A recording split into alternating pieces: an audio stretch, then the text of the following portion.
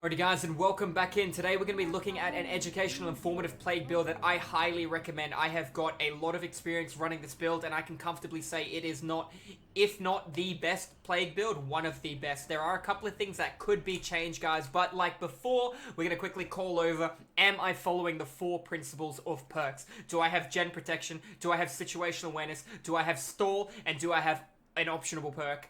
I highly do. Everything, I fall under every single category. Now let's get straight into it. But before we do that, guys, make sure you hit the subscribe button for more educational survivor and killer content. It'd be great to see you guys popping into the live streams where I stream DVD on Twitch 5 days a week. But guys, let's jump straight into it. What are we looking at? We have Corrupt Intervention. Now you're probably sick of me explaining this by now, but let's get into it. What does Corrupt Intervention do? It seals the 3 furthest generators. Generators? It seals the furthest 3 generators away from your location and spawn.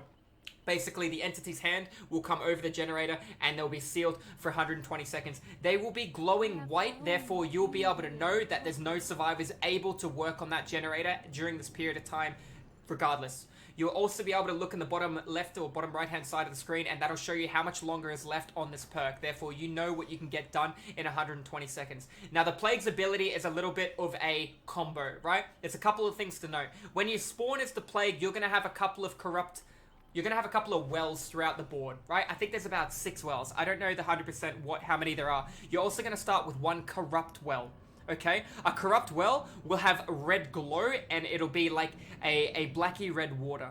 Every other well will just be a normal like waterfall looking well. It'll look nice and presentable. Your ability is pretty gross. You vomit. So you pull your head back and you channel a vomit and you vomit on a survivor. When you vomit on a survivor, they will be making a cough sound that they're sick.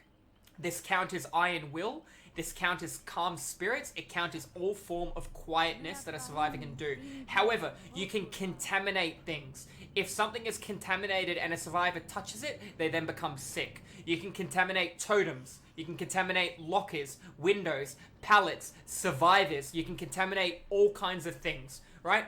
More people that are sick, the bigger the penalty that happens. While a survivor is becoming sick, there is a waiting period. Survivor can see how close they are to being sick, but you cannot. A Plague can channel a large amount of vomit. She suffers a movement speed penalty, and then she can shoot it out. When you're playing Plague and you're trying to shoot directly in front of you, you need to aim at a 45-degree angle behind, generally to shoot in front. It's a little off, but it depends on how you're moving your character as well. While you are vomiting, you are still an entity. Therefore, there is collision.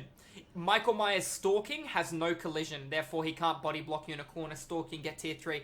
If you, for whatever reason, have caught a survivor in between a window and they can't vault, you can full channel your vomit. The more vomit you get on a survivor, the faster they're going to become sick. When a survivor is sick, not infected, but sick, so the bar has gone all the way around, they are permanently injured for the remainder of the trial.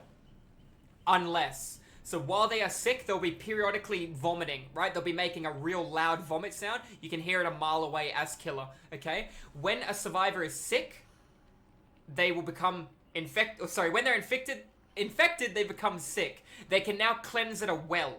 If they put their hands in the well and wash their face off, it takes a couple of seconds. The killer will get a sound indicator and a well will now become available for the killer. The killer can walk up to the well, and when they press spacebar on the well, they're going to put their hand in it, and the Plague, kind of takes the well's evilness or the well's sickness, and she becomes stronger. Now, what this means is every survivor on the board will hear a power-up sound. That means the Plague has become stronger. The Plague does not have a powered-down sound. You do not know when her power expires, unless you're looking at her. Looking at her, she'll have red orbs glowing around her, so you'll know she's empowered. When she vomits, rather than making a survivor sick, it will hurt a survivor. Much like a throwing axe from the 100. She can become a sprinkler and shoot down layers of it and hurt multiple survivors at once. She is empowered for 1 minute, right? Very powerful. However, if a survivor pallet stuns you, you instantly lose your ability. That's the con. The other con is you need to get survivors to cleanse at wells. If they don't cleanse, they're running around the entire trial injured. It means you can one-hit down them. Now, unfortunately, the Plague is 550 feet tall.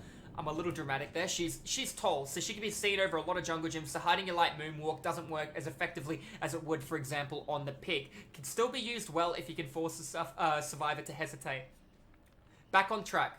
I have discordance. Discordance is going to allow me to know where multiple people are grouping up. I have corrupt intervention to seal the 3 furthest away generators, funneling people together. If I vomit on a generator, the generator is now infected for the next 20 or so seconds. If a survivor touches that, they will now become sick.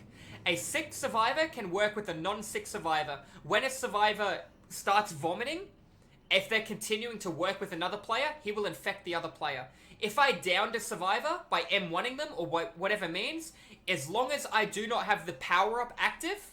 So how do you know if the power-up is active or not? You can look in the bottom left and there'll be a timer going around, much like Michael Myers. If the timer isn't going around, you can vomit on the person, infecting them. When you pick them up and put them on the hook, they're infected. Anyone who comes and saves a fully infected survivor will be able to become sick as well. So the more sick people, the stronger you will become. Because if they cleanse, you get a benefit if you use the well for the 1 minute power up. If they don't cleanse, they're 1 hit down. So there's good and bad.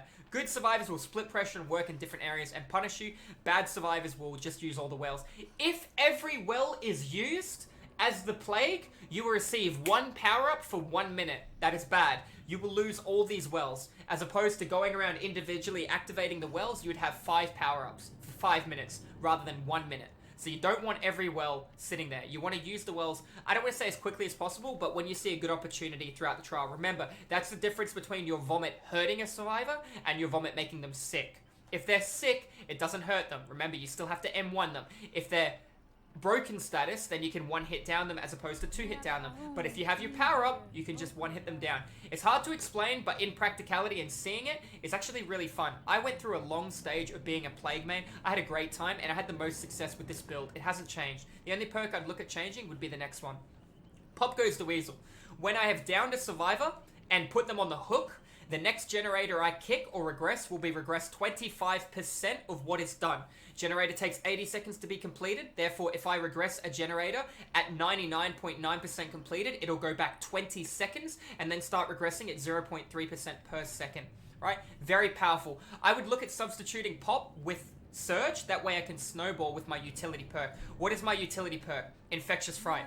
This means whenever I down a survivor by any means, whenever I down a survivor, anyone within my terror radius, not the down survivor, much like the Huntress. If a Huntress cross maps and downs a Jake, it's off her terror radius around her, which would be 24 meters. The Plague has a 32 meter terror radius. So if I just vomited it on a guy with my corrupt vial, so my power up for 1 minute, and I downed him through the shack, any survivor around me within 32 meters that isn't in a locker will scream. Even in a locker you scream, but if you're not in the locker you will scream and leave a speech bubble above your head where you currently were at that time, allowing me to snowball, which means go for a win in the current situation that has presented itself.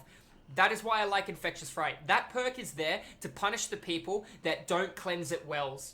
That way I can snowball off them a lot easier and more efficient and effective than I would be able to if I didn't have it. I could replace this perk with a lot of different options. I just find that this build here gives me the most success by far. Now, a lot of people would say, THANAtophobia, Goose, and I would say, shh. Alright? THANAtophobia gives you a benefit the more players that are injured. Alright? THANAtophobia gives you 4% per injured player. 4% of 80 seconds on a generator. That's 0.8% per second, right? So it's 0.8. 0.8 times 2 is 1.6. 1.6 times 2 is 3.2. At one person injured, it's going to take 3.2 seconds additional for a generator to complete itself. It might seem like a lot, but it really isn't. THANAtophobia is a wasted slot, and I do not recommend it at all on any killer, let alone Plague. It is by far one of the best choices you could run based on her kit, but at the same time, the numbers are not large enough for you to be able to get a benefit. Whether you're stacking THANAtophobia and Dying Light, it just doesn't add up enough. The time you've got all the stacks ramped up, you've lost 2 or 3 gens, and you don't have a good late game, right? Keeping in mind that I can come to generators that I think I know players are stacked on, if they're not sick, vomit on it, and just leave. I don't have to look for them during the leave. I'll just vomit on the Jenny. I'll even walk up. I'll vomit on the Jenny, I'll regress the Jenny, and I'll just walk away. They have to make a decision. Do they want to become sick and become weaker throughout the trial, or do they want to outweight it while it's regressing at 0.3% per second for 25 seconds or so, while I apply pressure elsewhere?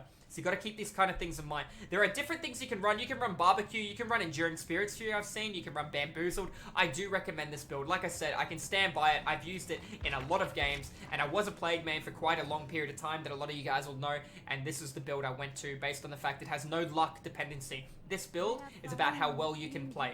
If you can play really well, it'll work well. It also depends on map to a degree, but I have Corrupt Intervention to counter that, therefore I'm not relying on the stability luck bonus that I would from Ruin, because it's based off. If I got a map like the game, well, I don't need 4 perks. The other 3 perks will allow me to snowball win the game, but I'll still have it at the beginning of the trial.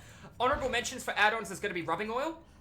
Everybody loves a bit of rubbing oil, but rubbing oil is going to allow you to channel your vomit a lot faster. So you'll go, and rather than having to wait that 2.5 seconds for the full channel of vomit, you can get it straight away. You can pretty much get the whole load and just... Moving on. Right, something else I want to point out. If a survivor is looping you at a pallet, you just had to put a little bit of vomit. Rather than channeling all of it, you can go 0.5 seconds, put a little bit of vomit on the pallet, and keep running through the pallet until he interacts with the pallet. If he pulls the pallet down and stuns you, he becomes sick. You then know that in in a few minutes from, or not minutes, but in like 40 seconds or so, he's going to be sick. You can then break the pallet and leave, or choose to chase him. Rather than running around and trying to vomit on him, vomit on the pallet, vomit on the window, tiny bits of vomit, then chase him. And you want to know what he's going to do? He's going to bait the pallet. He's going to run to the other end of the pallet, wait at it, make it look like, and then go for a lap. So what do? You walk right through the pallet with your face pulled back, and you're ready to channel the entire load of vomit straight onto him, right? Keeping in mind, you can infect every player. The more players infected, the stronger you become. Plague is a very fun killer, and you want to know something? She has a really low pick rate, in my opinion. I barely ever verse a Plague. She also has some really good add-ons too. For example, when a survivor vomits, because they're fully sick, you can see their aura for 5 seconds. You see their aura. It doesn't matter if they're across the board. If you're vomiting in a locker, you have your aura blocked, obviously, but no matter where they are in the trial, you're going to be able to see them. They periodically vomit every 15 seconds or so. You're going to fucking see people glowing like Christmas trees all around the board. It's going to be great. I don't recommend the seal too much, but she has some fantastic choices. You can have apples as well to start with more corrupt wells if you wanted more power-ups at the start. That way you can get one right at the beginning.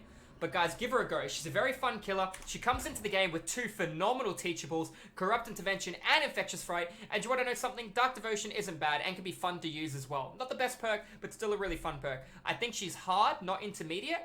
I know that she's very tall. She's moving at 115 at a 32-meter terror radius. I don't recommend Modern Abuse, but I like Infectious to be able to snowball for the right opportunities if they do present themselves. But anyways, guys, let me know what you run on the Plague. What do you guys think's fun? Do you think she's a fun killer? Do you think she's balanced? Do you verse Plagues quite often?